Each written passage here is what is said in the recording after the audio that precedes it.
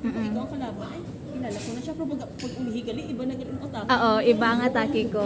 Amo na nga hindi wala may makaget sa ngakon nga ano, mga idea good when it comes to ano.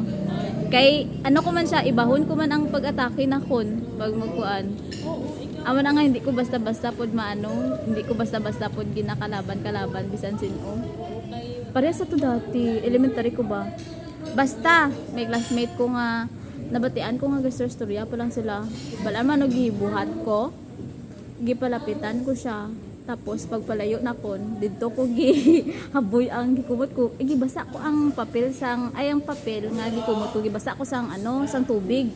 Ti pag once nga mag ano man na mabasa man na sang tubig ang papel gud te, kay mag hard man na. Haboy ko sa mata ya. Pagka ano, namulagod mata niya, ti abi ko mabulagod siya ti. Kaya daw nagbato na gud tong ano, papel na ako nga gikumos ko ti.